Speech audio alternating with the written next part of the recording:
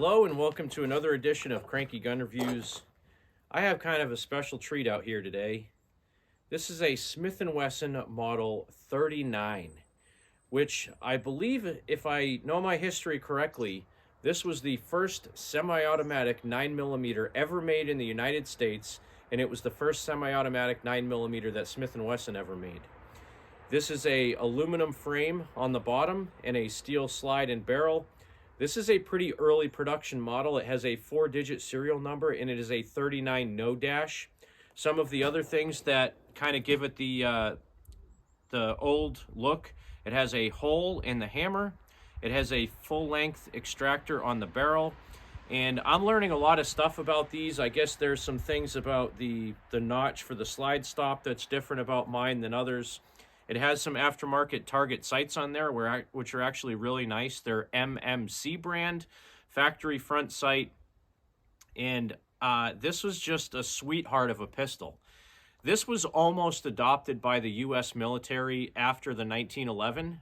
They had the 1911 up until, I think these came out around 1949 or 1950. I'll have to check my history on that. But around that time frame, the U.S. Army was looking at going from a 1911 in 45 ACP to something in 9mm, and this is what Smith and Wesson developed for those trials. Now, this particular one, again, it's an early production 4-digit serial number, but it is an aluminum frame. They made a very small run, something like, I think it might have been either 200 or 2,000 of them that had a steel frame, and then they went to an alloy lower frame and a steel slide, and this is an alloy one. It has the original nice wood grips on it, and honestly, this might be my new favorite handgun. It's so nice. I mean, to be perfectly honest, I have a Beretta 92 FS, and I think I like this better than the Beretta. It's a little bit slimmer than the Beretta because it's only a single stack. The magazines are 8 rounds, and it holds 1 in the chamber, so technically a 8+1 capacity. And it has a decocker safety on it, like a 92 FS. So you can decock the hammer, and then it'll be a double to single action pull when the first time you fire it. So just like a Beretta 92 FS, effectively, except it's a single stack and it's 9mm, just like a Beretta. So I'm just going to do some shooting with this thing. This is the first time I've had it out to the range. It is a sweetheart of a gun. So again, decocker, pull it down, drops the hammer. There's still a round in the chamber. You flip it back up. That's how it's meant to be carried. Round in the chamber, hammer down, safety unlocked. So the first round is double action. And then after that, it cocks the hammer. Then you have a very light single action trigger pull.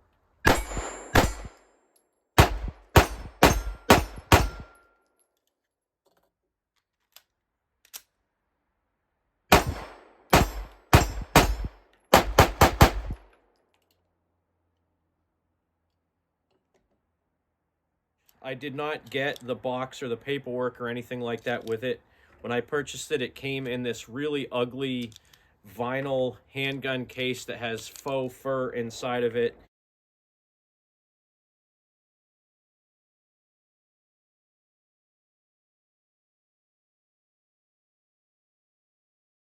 And it's just, a testament to the time period, 50s and 60s. That's kind of what people were into.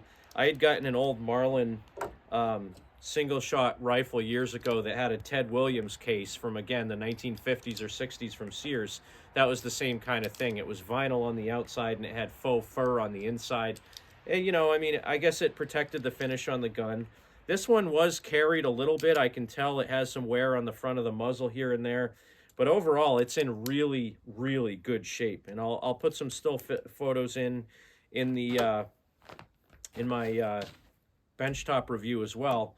But it's just, again, a testament to the quality, the engineering back in the 1950s of these guns. This thing is so well made. I think this one dates to about 1959 or 1960. But again, I have to check my history on that. But it's just a sweetheart of a gun. And the prices on these are kind of all over the board. I paid $500 for this one, which I think was a phenomenal deal because it's a very early model with the larger ejector on it and target sights. It came with 2 factory Smith and Wesson magazines. So I think I got a pretty good deal on it. You can get these for anywhere from $400 up to $1,000, depending on what model you get and how early or how late it is, if it has any additional stuff with it. And the magazines are pretty expensive. So if you get one that has a couple of magazines, it's well worth getting. These are around $40 to $45 used for the Smith and Wesson ones. You can get Pro Mags for about 20 bucks, which I may try, but recently I haven't had good luck with Pro Mags. So let's just put a few more rounds down range and then let's end this video out.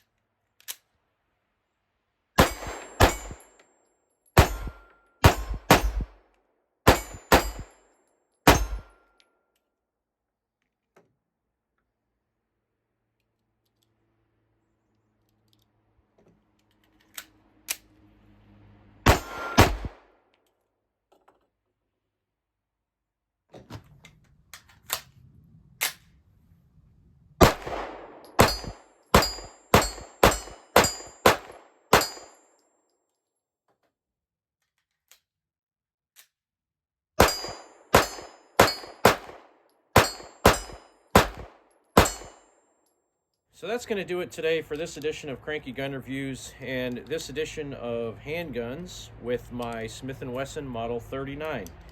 Again, it's a quintessential single and double action 9mm pistol.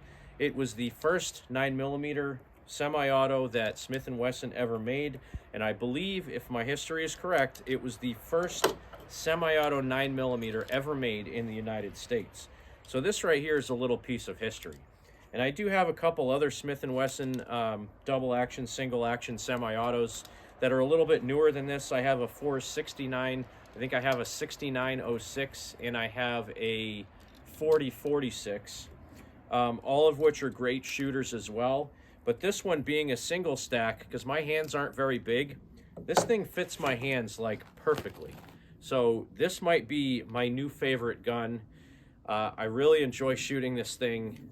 It's just a sweetheart. I'm going to cherish it. I'm going to try to keep it in as nice shape as it is. But like all of my guns, they're kind of pointless if you don't shoot them to me. Everything I have, whether it's brand new or it's historical and it's unfired, I'm going to shoot it because I don't have safe queens. I like using my guns. So thanks again for watching another edition of Cranky Gun Reviews. Make sure you support your 2A rights. Get out there and shoot.